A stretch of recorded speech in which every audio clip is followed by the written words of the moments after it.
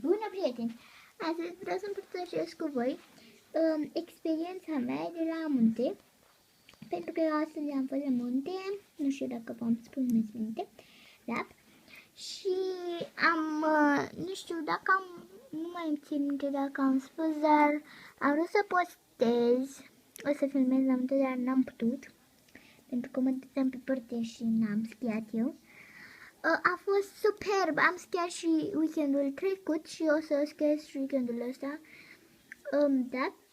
Și vreau să vă spun că mi-a plăcut extrem de mult și astăzi a fost și ziua mamei mele și mâine o să sărbătorim și o să mergem prin oraș și da, vrem să știu, vrem,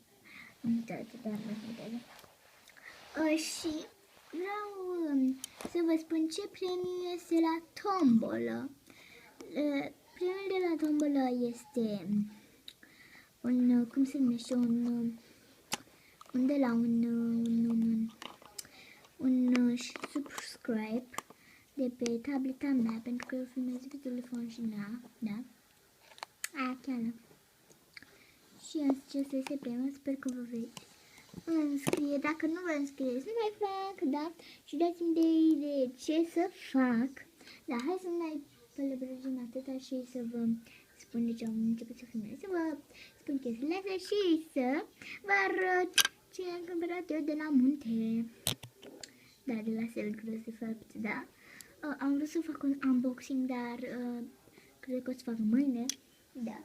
Deci, haideți să începem.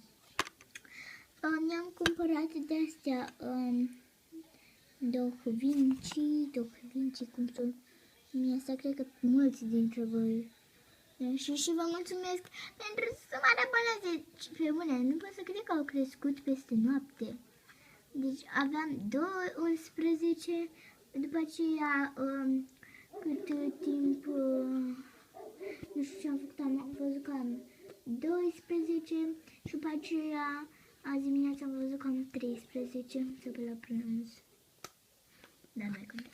Bun, am acest de-asta de decorat. După aceea ăsta. Nu m-am uitat ce desene sunt și am luat din greșeală cu scheleți, dar erau singurele. Da, aici vedeți Lego, pentru că am făcut eu de Lego. Bun, așa arată. Bun. Haideți să vă arăt și culorile. Am această culoare mov. Nici măcar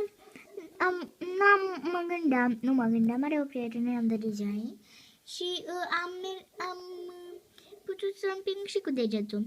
Și n-avea pistol și nu am mai văzut altă cu pistol și am luat așa și cucu. Nu pot să desenez, că eu să desenez ceva cam pistolul de mov.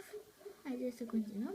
Roz și un albastru înspre verde, cred că e verde, nu mai gândesc. De acestea sunt culorile și astea.